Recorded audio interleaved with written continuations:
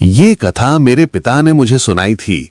एक ऐसी कथा जो बताती है कि तर्क और बुद्धि से बड़ा होता है निश्चल विश्वास। पंडित जी का विश्वास। एक छोटे से गांव में राम जानकी मंदिर के पुजारी थे, एक गरीब पंडित जी। उनकी राम कथा सुनने गांव के दूर दूर से लोग आते थे। पर सबसे खास बात क्या थी? पंडित जी हमेशा राम कथा के दौरान अपने बगल में एक खाली झूला रखते थे। उनका अटूट विश्वास था कि उनकी कथा सुनने हनुमान जी स्वयं उस झूले पर आकर विराजमान होते हैं। भक्त भी श्रद्धा से उस झूले को प्रणाम करते। बुद्धि का टकराव। पंडित जी के एक मित्र थे, एक विद्वान वकील साहब। वकील साहब पढ़े लिखे, तर्कवादी। एक दिन उनसे रहा नहीं गया। पंडित जी, ये क्या अंधविश्वास फैला रखा है? इस खाली झूले का क्या मतलब? हनुमान जी यहाँ आते हैं, इसका क्या सबूत है? पंडित जी शांत रहे, पर वकील साहब अड़ गए। बुद्धि और विश्वास के बीच जबरदस्त वाद विवाद छिड़ गया। शर्त और चिंता। बात इतनी बढ़ी कि वकील साहब ने शर्त लगा दी, अगर कल सबके सामने आप ये साबित कर दें कि हनुमान जी इस झूले पर आते हैं, तो मैं वकालत छोड़कर आपका सेवक बन जाऊंगा, और अगर नहीं कर पाए तो आप मेरे दफ्तर में चपरासी। पंडित जी ने बिना सोचे शर्त मान ली, पर रात को वो रोने लगे।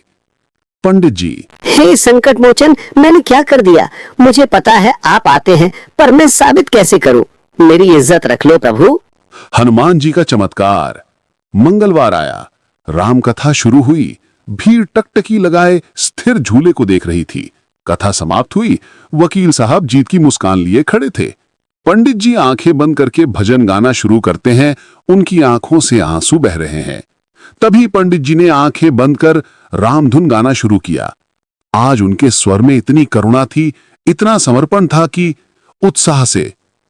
तभी सबके सामने वो झूला हिलने लगा। पहले धीरे धीरे, फिर ऐसे डोलने लगा जैसे कोई उस पर बैठकर आराम से झूल रहा हो। भीड़ के चेहरे पर आश्चर्य और भक्ति का भाव। सब जय श्री राम चिल्ला रहे हैं। वकील साहब रोते हुए। हजारों लोगों की आंखें फटी रह गईं।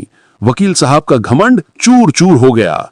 उन्होंने चिल्लाकर कहा, मुझे माफ कर दो पंडित जी, आज स्वयं पवन पुत्र मेरे घमंड को तोड़ने आए थे।